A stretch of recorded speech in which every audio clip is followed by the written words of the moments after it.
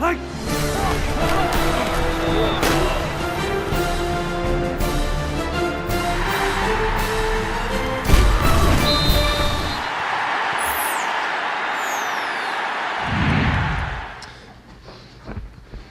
today's been a really good day for Oklahoma State University and Oklahoma State football. We were able to sign a really balanced class, with the exception of a couple of positions that we have a number of young players on our team that we feel like will develop, and we'll pick up those positions next year.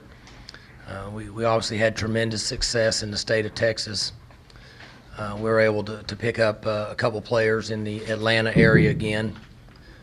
Felt like that we addressed some needs at positions with some two-year players that should be a little more mature, a little more physical, and give us a chance to help out at those positions right away.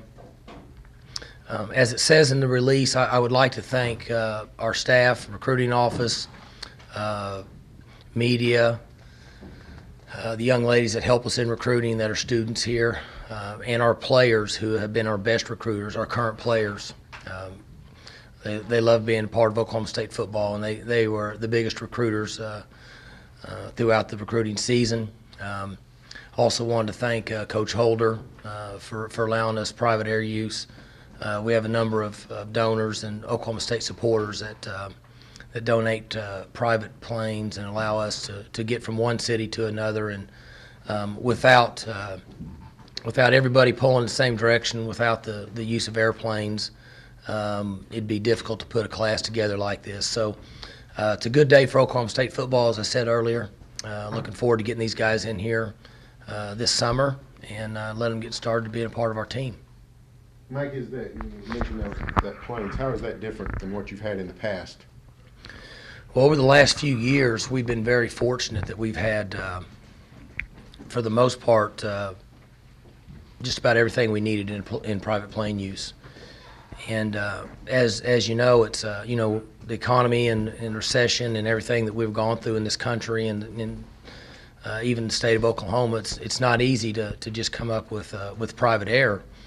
But Coach Holder understands the importance of getting from one place to the other, and we've been fortunate. We've got a number of people that are Oklahoma State supporters that still continue to allow us. And so over the years, when it's been more difficult to find funds for recruiting, they've been able to keep up with everybody else, and gives us a chance to get from one place to the other.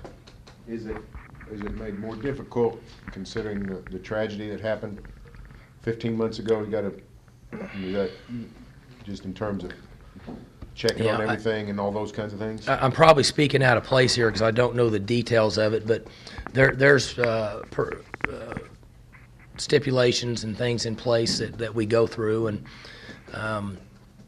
we certainly make sure that we're traveling on planes that are serviced and everything that they need to go through to be up to par. Other than that, I really don't have all the answers to the details. But for us, my point in thanking them was it's not easy to just come up with planes, and they're expensive to fly, and they've allowed us to do that, which has made a huge impact in our recruiting. One of the two receivers who are very highly regarded with stars and all that stuff.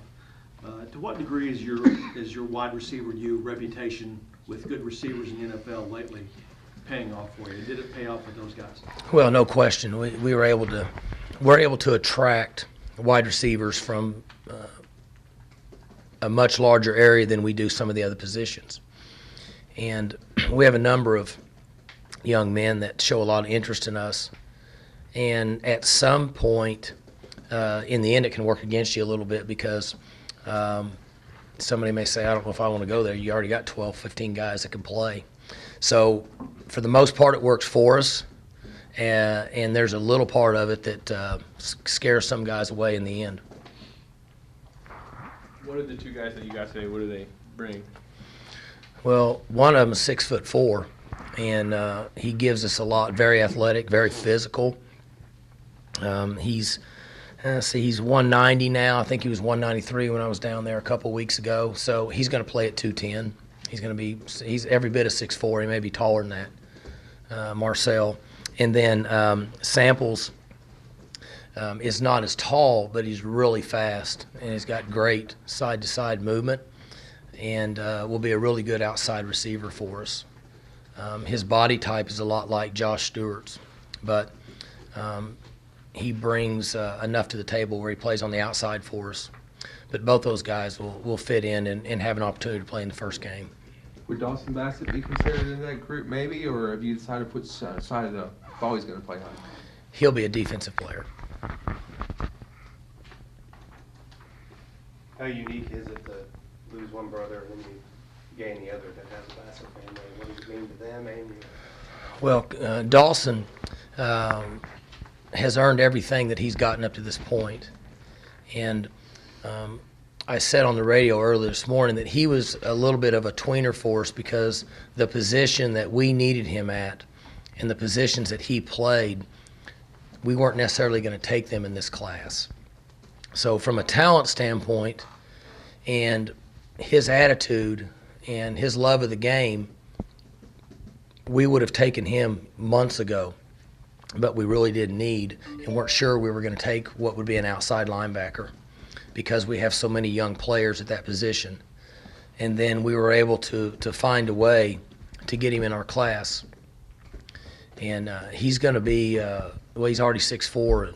I think he'll be 245, 250 pounds in maybe 18 months. And he's more active side to side than his brother.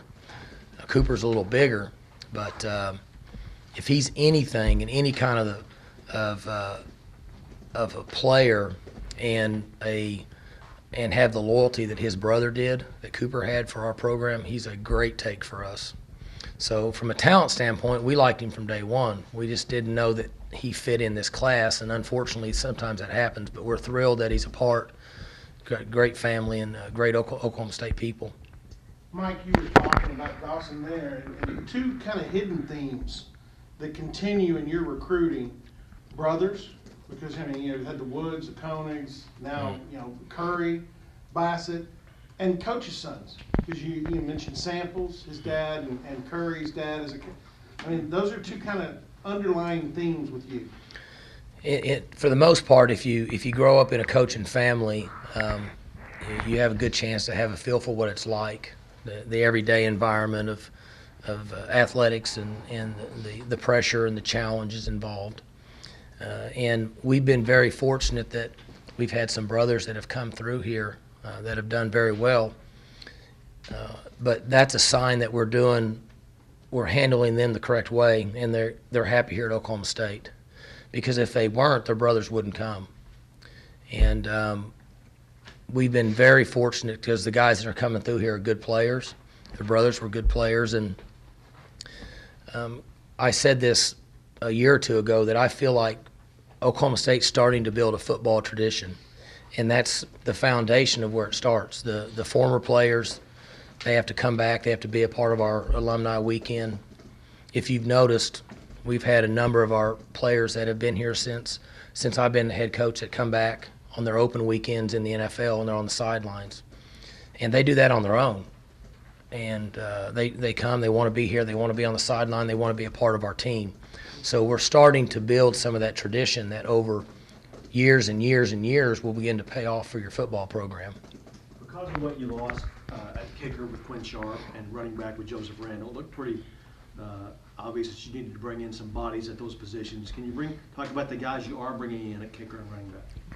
Well, we brought Grogan in as our kicker, and we feel really good about his future.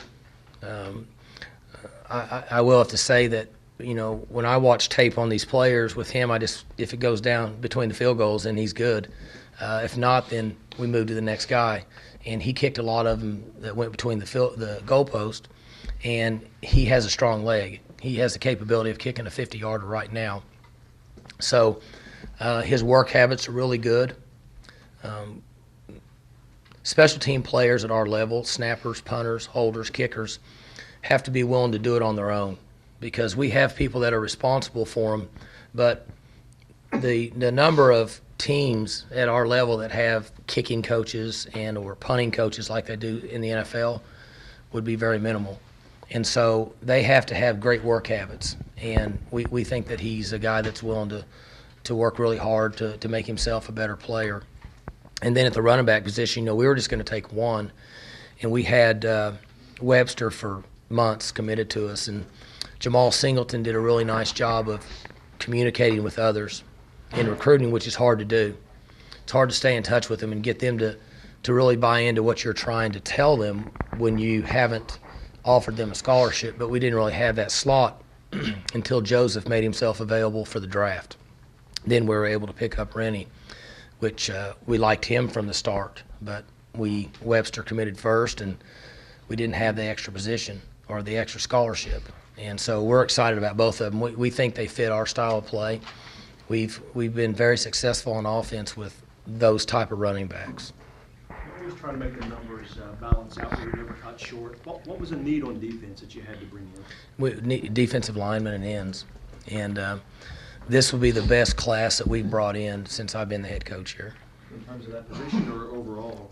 Well, I think this is the best class. I really do. But as far as defensive line position, this will be the best group that we've had because we have some meat in it. We got guys that come in that are big and physical as we speak, and then they get 6 months, 12 months, 18 months with Coach Glass, and we have some guys that are on the edge that have some height and some range. We brought in Sam Wren, who's a 2-year guy, and he's not as tall, but he's real explosive. And we needed some help at the end position because we lost those other 3 guys.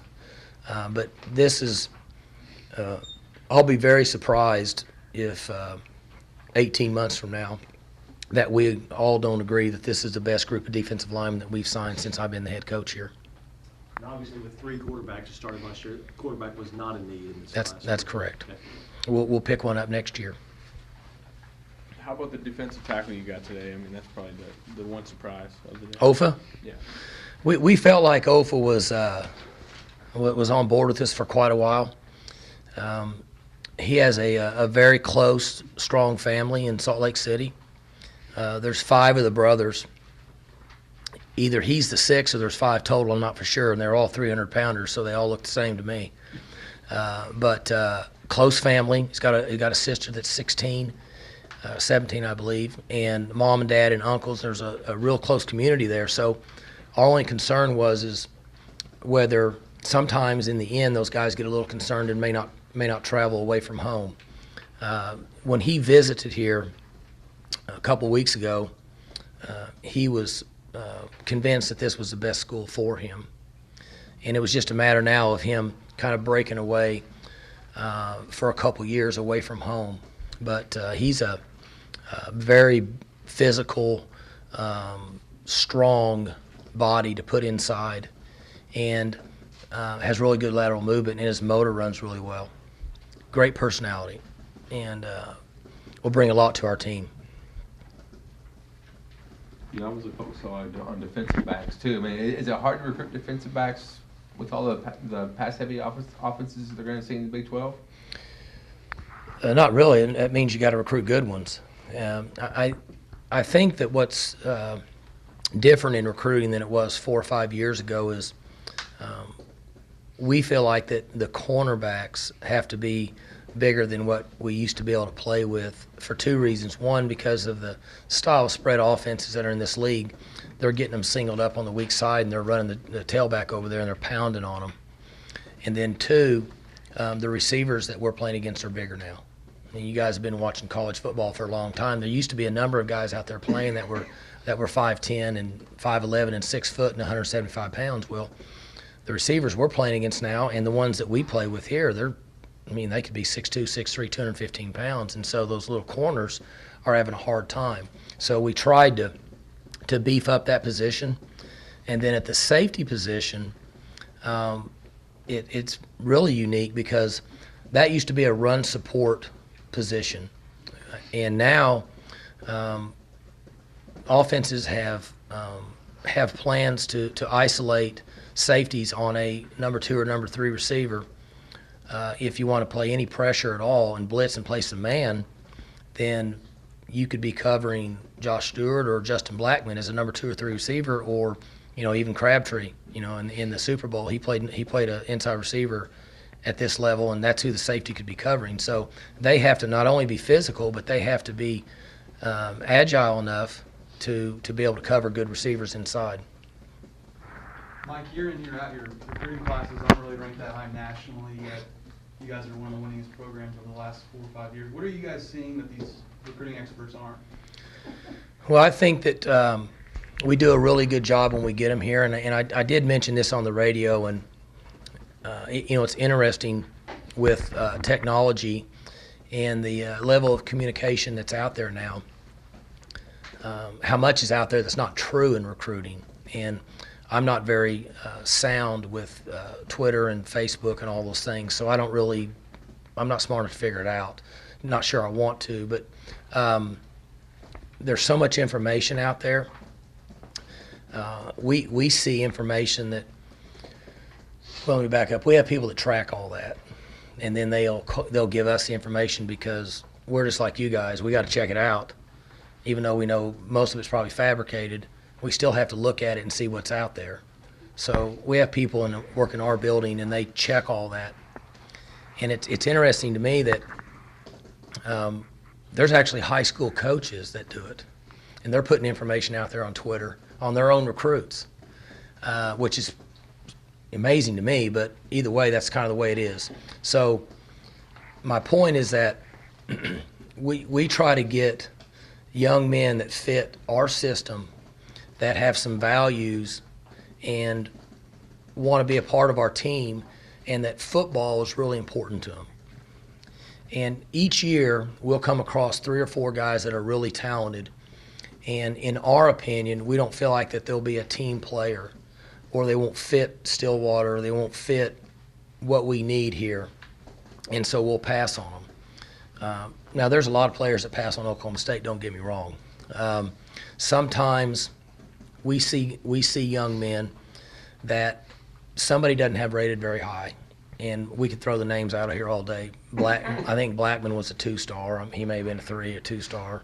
Kendall Hunter came down to us in TCU. Blackman was us in Iowa State, Missouri. Pettigrew was us and one other school. The list goes on and on. Zach Robinson was us, and I think maybe Kansas State got into it late. But we have to decide whether they'll buy into our program, and then they fit their needs here. And what I mean by that is, if you just go take a running back that may be a really good player in somebody's eyes, but he doesn't fit our system, and he's not successful here and not happy, then that didn't work. Even though he may be really good, but if he doesn't fit what we're looking for, it doesn't help us. And then in return, it doesn't help him. And then he won't be a good recruiter for us, and then so it's not a good mesh. So what we do is try to find the right guys that fit our system so they'll be happy here, because there's 133 of them on our team. And the attitude and body language is so important. And somebody may not think they're as good as what we do, but we feel like that we make them better. And I've said this for a few years, and I'm not just trying to blow us up or pump my own tires up.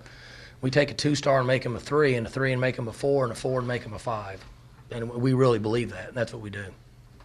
Your man Pat Jones complimented you on this, and that if you think you can sign an Oklahoma high school kid who will help you, you will. But you're not going to take an Oklahoma kid just for the sake of having Oklahoma kids. Yeah, see, we took one this year, and that really bothers me. Now, we offered a number of them. We didn't get them. But I think it's important that the people in Oklahoma know that if there's a player that we think in any case can help us, we're going to offer him. Because we want to take care of all the Oklahoma people, and then we're going to take care of Texas, because that's where we make all of our money. But we offered a number of players this year, and we didn't get them. So what we do is we don't fall back on players. Well, let me back up. We have fallen back on players, whether it was Oklahoma, Texas, Kansas, Arkansas, or we have fallen back on players late in the recruiting game. Like if you have one jump ship on you, we just go out there and grab one. It doesn't work, because we shouldn't have been on that guy in the first place, or we would have been on him. So what he's referring to is there's pressure at times to try to fill a roster on signing day or take guys that are close just because you think you have to make certain people happy. And there is no perfect world there. But the one thing that we started years ago, and I think it's been good for us, is if there's anybody close to here that can play and fits our system, we're going to offer them. We may not get them, but we're going to move forward on them because, in my opinion, a geographical tie to a university and a football team makes them a better player. I mean, if you just parachute me out in the state of Washington, I'm probably not going to feel as comfortable as if you drop me over here somewhere on the other side of Tulsa. Well, it's the same for kids. And so we try to get them as close as possible unless there's a tie to get them here from a little further away. And that's really why we don't recruit national around here, because we've had so much success with players that are within a 5, 6, 7 hour drive of our school. Why do you think it didn't have the great success offering the Oklahoma kids? I mean, your program's successful, better than it's ever been. Why? I mean, Barry, honestly, and I probably shouldn't say this, I make Kevin nervous when I do this, but we're building tradition here in football, but it's not been built. We're not sitting here on 50 years or 25 years of tradition here in football. So it takes some time to make up that ground. And you guys know this. We've won 49 games in 5 years. So it's not like we haven't won as many games as anybody that's around this place. But at times, if we don't get them for whatever reason, then we've got to go elsewhere and get what satisfies our needs, and then we go back and battle again.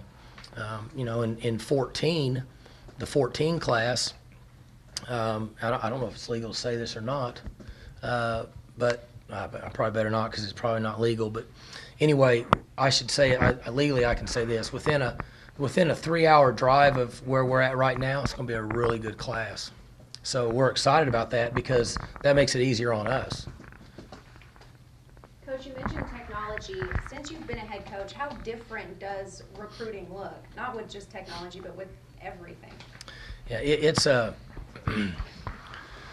kind of a nightmare for us because there's a certain part of things that we all do, whether it's recruiting or our everyday life or our jobs, that you would like to be able to share information and have a conversation and it just be between two people.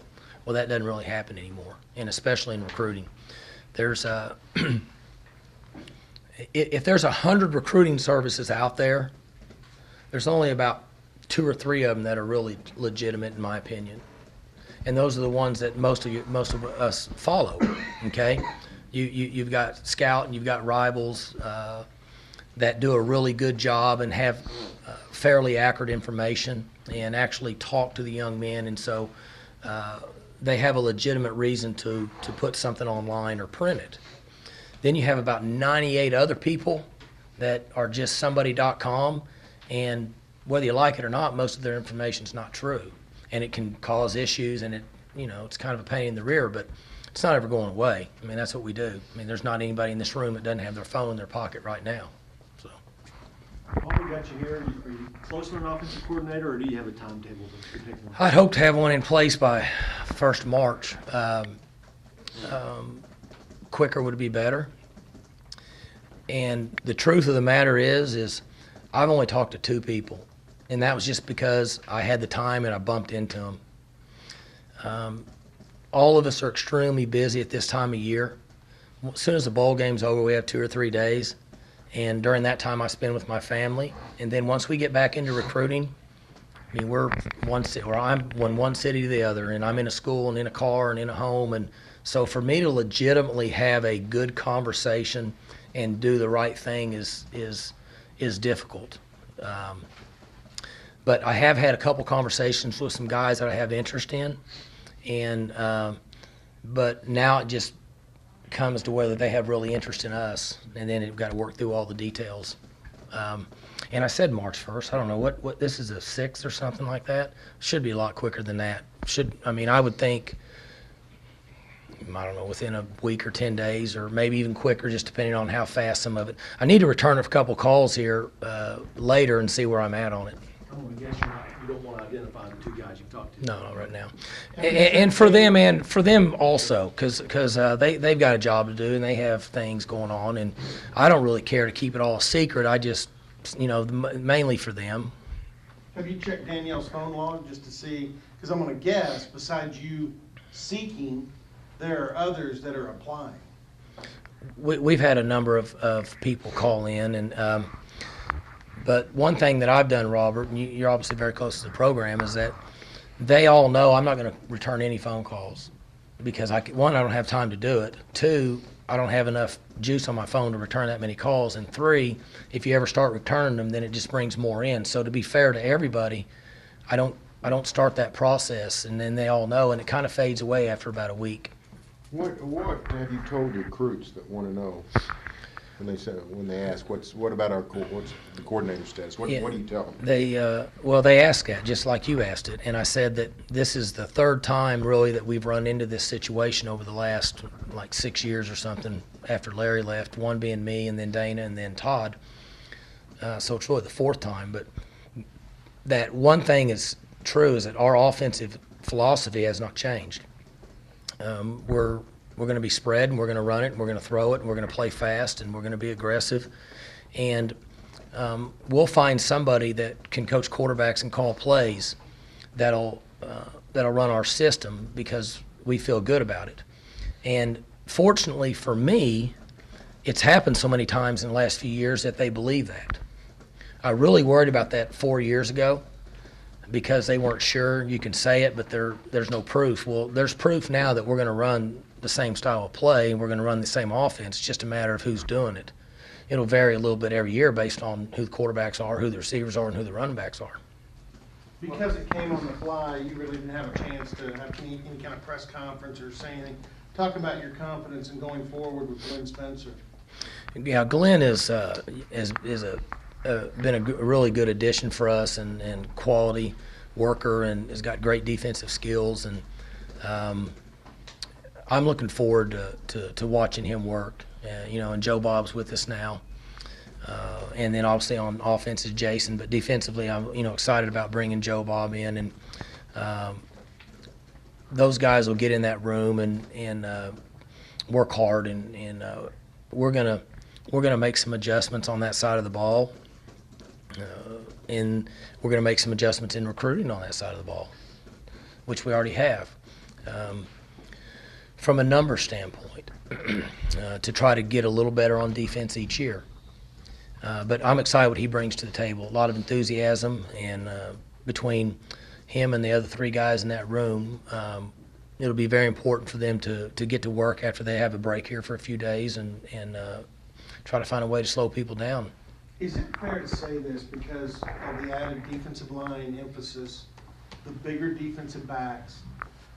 I mean, it almost seems like, the SEC's had that defensive reputation, the Big 12's had the offensive reputation, that you're kind of going for SEC-type defensive personnel? Somewhat, but not really. The SEC's going to some spread too. Yeah. Compared to where they were at 2 and 3 years ago, if you look at what style of play that you're getting in the SEC now, and even into the NFL, you're seeing more of what we do. So I think it's changing. I think 5 years from now, you're going to see the SEC is heavy offensively like what the Big 12 is. I don't think anybody wants to admit that, but it's slowly but surely happening. Just look at what's happened at your you saw it at Ole Miss this year, and now Tennessee is, I'm guessing, going to do that because that's what they've done at Cincinnati, and Florida's doing it kind of. So you're seeing other schools doing it. Not really to that extent. We can't get our hands on the same type of defensive linemen in high school that they can down there. The population is not as large of those type of players here as it is down in that SEC country. Coach, going into this recruiting season, what was the main or the one area or position that you really wanted to focus your attention on? Well, defensive line, the ends and the tackles, and we were able to have a great year at that position. We needed to pick up the offensive linemen. I think we ended up signing 4 or 5. and we needed to get those guys. And so what it comes down to is the big guys. There's so many skill players in this part of the country, but the big guys, they're the ones that are difficult to find. So we wanted to make sure we got those on both sides of the ball. Do you see Childs and Webster maybe competing for playing time immediately if they get a red shirt? What's You know, we've always played our freshman running backs, so they're going to play. Mike, staff stability, we've heard for decades. The good programs have staff stability. Your staff has been fairly unstable during Right. your head coach. Guys leaving and taking guys with them, or guys leave for whatever reason, and yet you not only sustained, you've improved virtually every year. Why have you been able to keep a good program going and building with staff instability? I think it's because our core values have stayed the same, and it does make it really difficult. When you lose 3 coaches during the middle of recruiting, it can affect your recruiting. The relationships that have been established are difficult to mend and move forward, the trust and all those things. But to answer your question, at the end of the day, we have to have values on what we are on offense, defense, special teams, and then how we want to handle our team and the substance to us and what we stand for. And there's going to be coaches come and go, but if that doesn't change, then the players understand the importance of kind of who we are, and we haven't changed those general principles. And then the last factor, which is probably the biggest, has been Rob Glass. And, you know, I've jokingly said this, but, you know, he's older than me, a lot older. If he ever retires, I'm in trouble. He takes our guys.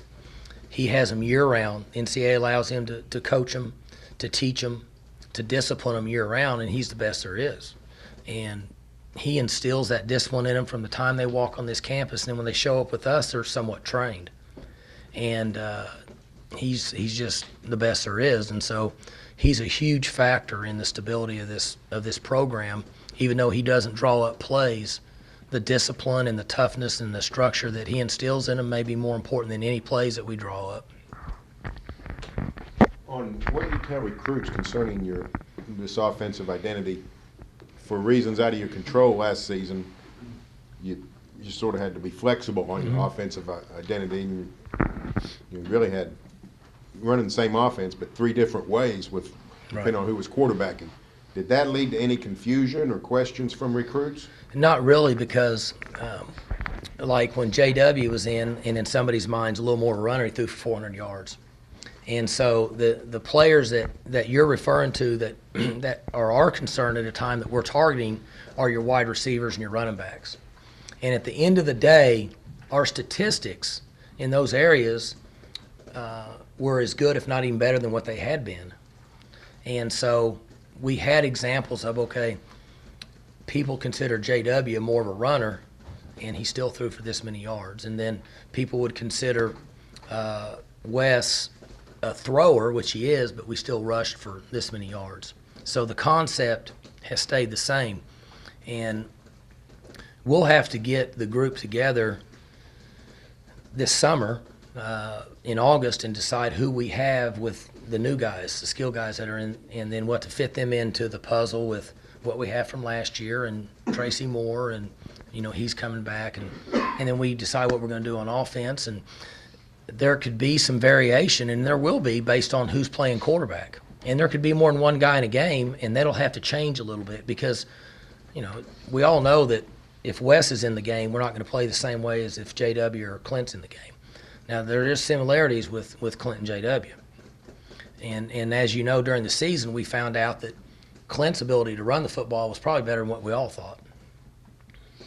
So I guess what you're saying is if you'd been recruiting a quarterback the last couple of months, it would have been a bigger deal maybe? No question.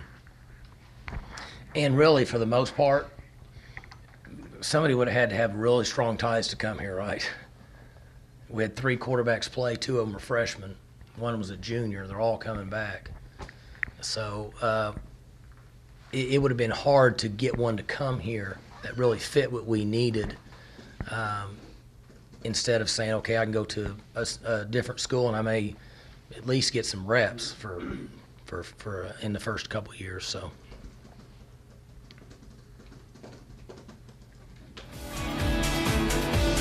Good? All right, thanks.